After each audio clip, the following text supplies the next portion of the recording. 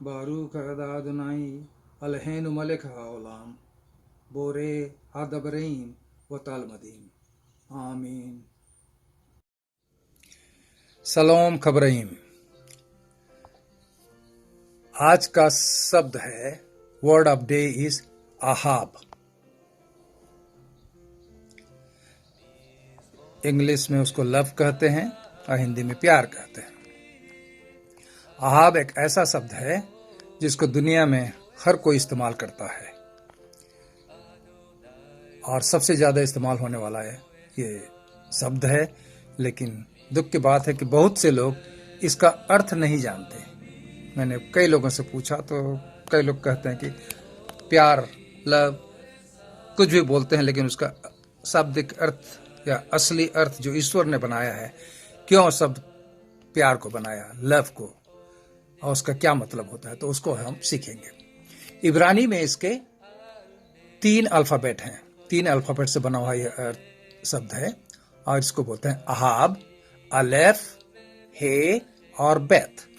जैसे आपको मालूम है कि हर अल्फाबेट का एक मतलब होता है, तो इसमें हम अगर अलेफ को देखते हैं तो अलेफ मतलब होता है यहोवा, एलोहिम या गॉड, और हे का मतलब होता है बिहोल्ड, देखो या देख रहा है, या हमारी नजर उस पर है, या निगाहें बनी हुई हैं, वॉच ओवर।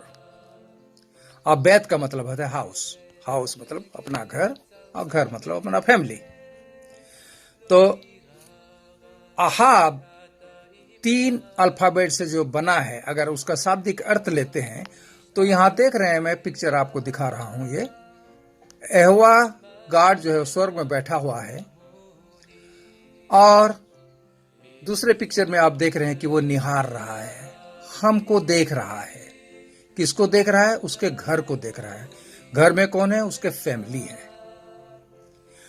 तो यहोवा की नजर उसके घर पर बनी रहती है। यहोवा की नजर उसके घर पर बनी रहती है, घर पे उसके फैमिली पे बनी रहती है, और हम उसके फैमिली हैं। पहला कुरिन्थी 3:17 में लिखा है, 17 में, क्योंकि परमेश्वर का मंदिर पवित्र है और वह तुम हो। तो परमेश्वर का घर जो है हम हैं। उसी को ये इब्रानी में कहा है, इब्राहिम 3:6 में कहता है कि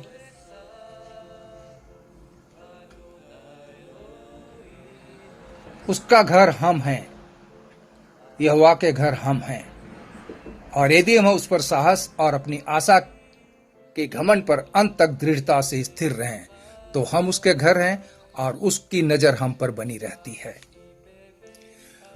तो अहाब का मतलब, लव का असली मतलब यह है कि नजर नहीं हटना। जैसे हम किसी को चाहते हैं तो उससे हमारी नजर नहीं हटती, मतलब नजर हमेशा बनी रहती है। माँ बाप भी काम में बिजी रहेंगे, लेकिन अगर बच्चा खेल रहा है तो उनकी नजर बच्चे पे रहती है हमेशा, नजर उनकी नहीं हटती। भले ही वो काम में व्यस्त रहेंगे, लेकिन उनकी नजर हमेशा अपने बच्चे के ऊपर रहेगी।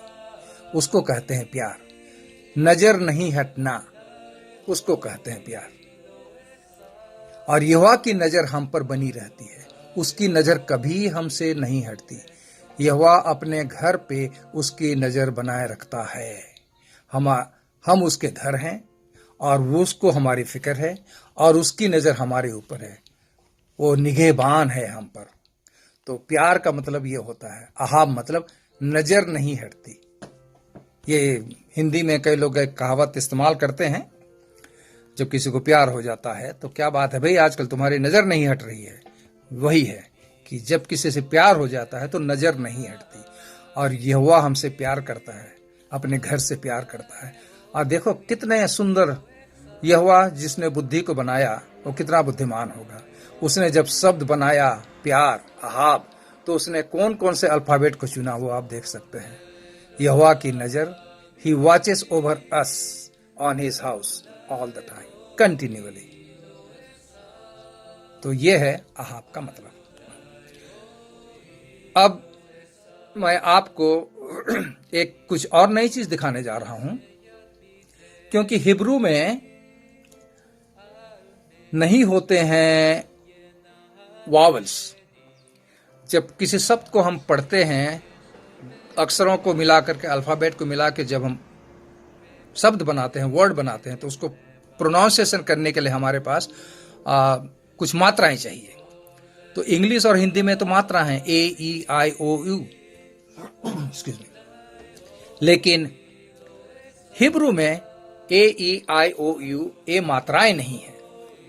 तो उसके जगह में उन्होंने ये डास एंड डेट, उन्होंने ये देख रहे हैं आप, ये डैश और ये कुछ डॉट ऐसे बना करके रखे हैं। और आपको यहां दिखाई देगा ये डॉट, डैश, डैश, डैश, और उनका उच्चारण कहां कहां कैसा। जैसे हमने एक अल्फाबेट लिया है यहां वाव, अगर वाव को हमने लिया तो वाव के नीचे में अगर हम इसको लगाते हैं तो ये वाह बन जाता है, और यहां लगाते हैं ऐसा तो ये वाव, आओ, इस तरह इसका उच्चारण होता है।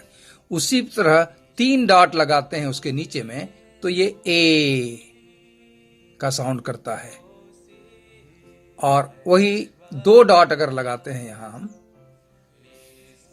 तो वो यहां 2 डॉट अगर लगाते हैं तो ये ए का साउंड इस्तेमाल करता है। वैसे 1 डॉट अगर हम नीचे लगाते हैं तो ये वी, आई, एच, ई लगे, टीन, मीन, जीन ऐसा।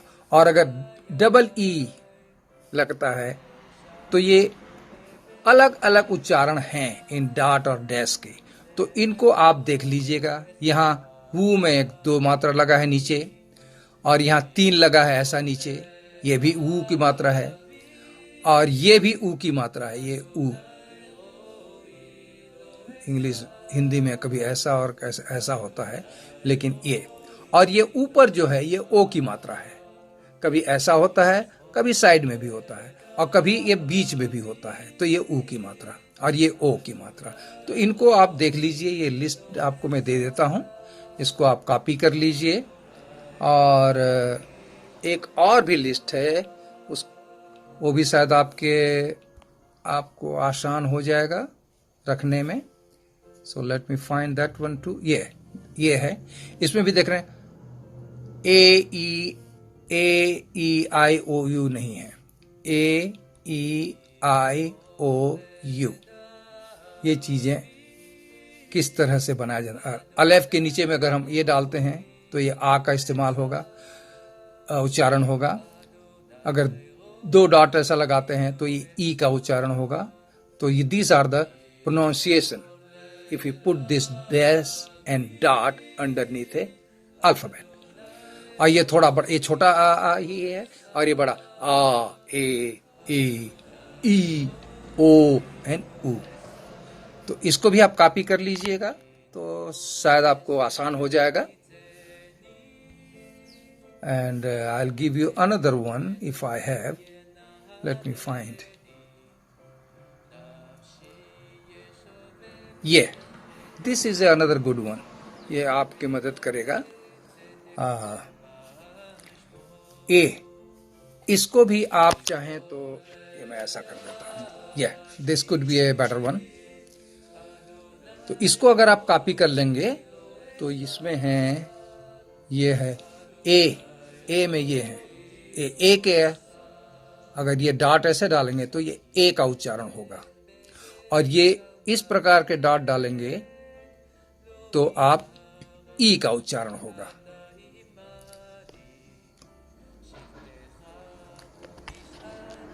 So I can go back to that again and make it smaller.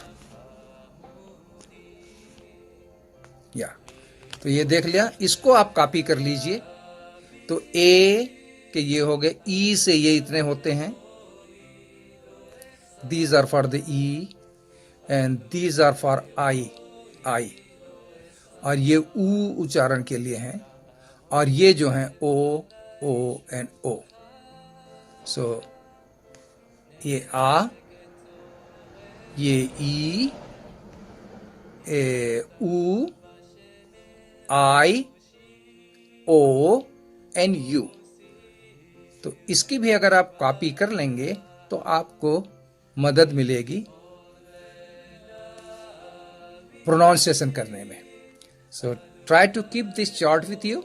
अपने साथ में इस चार्ट को जरूर रख लें, और आगे जब हम पढ़ेंगे तो हमको बाइबल पढ़ने के समय हमको मिलेगा ये डॉट और डैश अक्षरों के नीचे में this kind of alphabet will find it, और उसके नीचे जो डॉट और डैश होंगे उसके अनुसार फिर हम उसका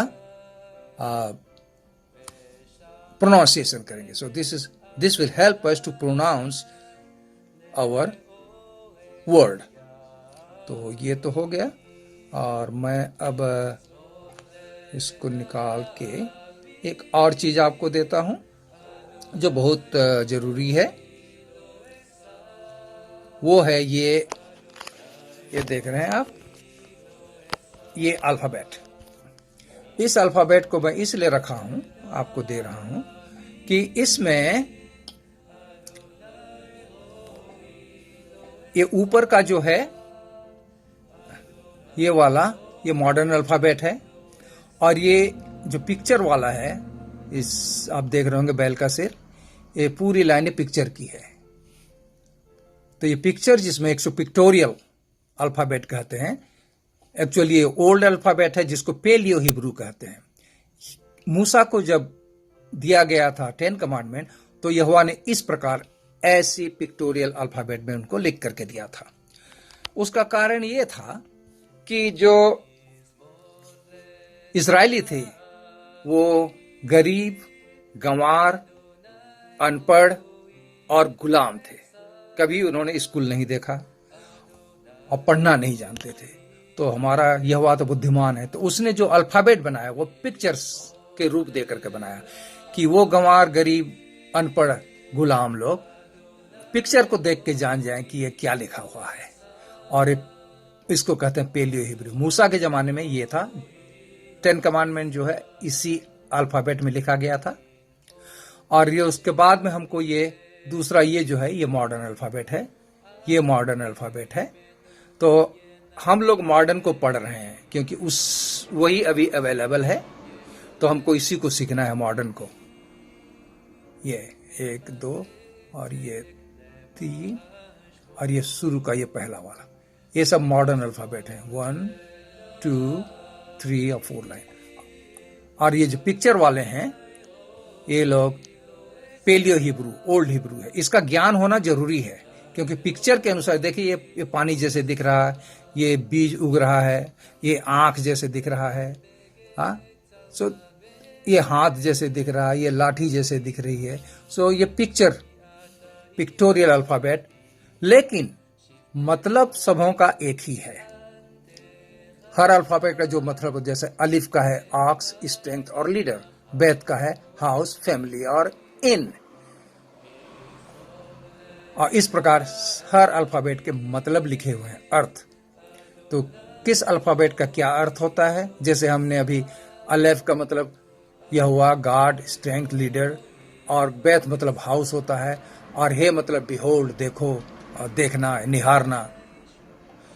तो उसी के अनुसार हम अल्फाबेट के अनुसार उनके अर्थ को देखते हैं, और उसी के अनुसार जब शब्द बनता है वो शब्द का अर्थ भी वैसा ही होना चाहिए, उससे मिलता जुलता। तो ये अल्फाबेट की जो चार्ट है आपके पास होना बहुत जरूरी है। आप चाहें तो इसे कॉपी कर सकते हैं, स्क्रीनशॉट ले लें, जैसा है आपकी मर्जी, और दिस विल हेल्प यू, क्योंकि आगे हम जब बाइबल पढ़ने वाले हैं तो ये अल्फाबेट हमारे पास होना चाहिए, उसके मतलब होने चाहिए, और फिर उसके बाद हमारे पास वो होना चाहिए ये AEIO का मात्रा के चार्ट है। तो ये चार्ट है, इन्हें देख लीजिए। एक यहाँ भी है साधारण सा है, एक ये भी है, इसको भी आप कॉपी कर सकते हैं। इसमें ये देखिए AEIOU, ए में सारे डॉट हैं, और डैश हैं। ई में ये बिंदुआं हैं, ये बिंदु बिंदु बिंदु, और ऊ में ये पेट के नीचे भी है और ये भी है। ओ इधर भी है और उधर भी है, ऊपर भी है और बाजू से भी है। So these are the AEIOU। तो इसे आप देख लीजिएगा, कॉपी करके रखिए और प्रैक्टिस कीजिए किसी भी अल्फाबेट के ऊपर और नीचे लगाने का। तो आपको ये आप जैसे कोई भी एक शब्द बनाएंगे तो उस शब्द का ये मतलब आपको मिल जाएगा कि कौन सा मतलब है किस अल्फाबेट का और कैसे उसको हम इस्तेमाल कर रहे हैं। तो ये बहुत जरूरी है प्रोनाउंसिएशन के लिए। AEIOU की जगह जो मात्राएं हैं उनका लिस्ट आपके पास होना चाहिए और पूरी आपके पास अल्फाबेट होनी चाहिए। ये जैसे यहाँ हालेलुया लिखा है, हालेलुया लिखा है, तो इसमें देख रहे हैं आप हा की मात्रा इधर है, इसको मैं ये देख रहे हैं हालेलुया है, इसमें ह में आ की मात्रा लगा है, ले में ई की मात्रा लगा है 2 बिंदु, और लू में ये वाव के नीचे बीच में पेट में लगा है ऊ, योद के नीचे लगा है आ की मात्रा। तो ये हो गया हा ले लू या। तो इस प्रकार से ये बहुत ही जरूरी है, हमको ये मात्रा की जो लाइनिंग है, क्या कहते हैं उसको, जो चार्ट है, मात्राओं की जो चार्ट है AEIOU का, ये आपके पास होना बहुत जरूरी है, क्योंकि हम आगे पढ़ने वाले हैं। और जब पढ़ेंगे तो फिर हमको थोड़ा सा ग्रामर भी चाहिए, और वो ग्रामर जो होता है हिब्रू में जैसे AEIOU नहीं है, वैसे ही हिब्रू में आपके पास छोटे छोटे शब्द जिसको प्रीपोजिशन कहते हैं, जैसे the, in, out, on, above, under, for, from, my, ये छोटे छोटे शब्द नहीं हैं। तो उसके जगह पे जैसे ये मैं आपको ये बता, ये जैसे हे है, ये 5वां अक्षर है हे। कोई भी शब्द है उसके शुरू में, जैसे कि मैं लिख दूं यहां आरएच, ए आरएच, अलेफ, रे, और ये आरएच, आरएच अगर लिखता हूं तो ये हो गया अर्थ या पृथ्वी। अगर मैं इसके सामने में ये हे को लगा देता हूं 5वें को, तो ये हा आरएच हो गया। हा मतलब होता है, तो हे जब होता है वो द का काम करता है, द, तो हा आरएच हो गया। और अगर मैं एंड लिखना चाहूं, एंड द अर्थ, तो ये वाव है, ये वाव आगे में लगा दूंगा मैं, ये वाव, तो व हा आ रेच, एंड द अर्थ। तो आपको अर्थ शब्द नहीं मिलेगा, उसके आगे पीछे ये कुछ और एक्स्ट्रा अल्फाबेट मिलेंगे। तो 3 अल्फाबेट का वर्ड होगा, लेकिन उसके आगे 2 या 1 इस प्रकार के आपको मिलते जाएंगे। तो उसको जानने के लिए हमको नेक्स्ट लेसन में मैं आपको जैसे अभी मात्राओं का लिस्ट दिया हूं, वैसे ही मैं ये छोटे छोटे प्रीपोजिशन का भी आपको मैं दे दूंगा। तो that will help you to how to read. तो नेक्स्ट लेसन हमारा वही होगा, कैसे हम प्रोनाउंसिएशन करने के लिए मात्राएं सीखें, और प्रीफिक्स और सफिक्स, शब्दों के आगे और शब्दों के पीछे या शब्दों के बीच में कैसे दूसरे अल्फाबेट को जोड़ा जाता है और उसका इस्तेमाल किया जाता है। That will be the next lesson. तो तब तक के लिए मैं आपको लहतिरोध बोलता हूं। लहतिरोध मतलब है फिर से मिलेंगे। And please repeat and practice. बगैर प्रैक्टिस के हम कुछ नहीं कर सकते। Thank you for watching. बरखका दुनाई वैस्मरेखा यार दुनाई फनावलेखा वेही खनिका ईसा दुनाई फनावलेखा इसी मलेखा शालोम शालोम शालोम।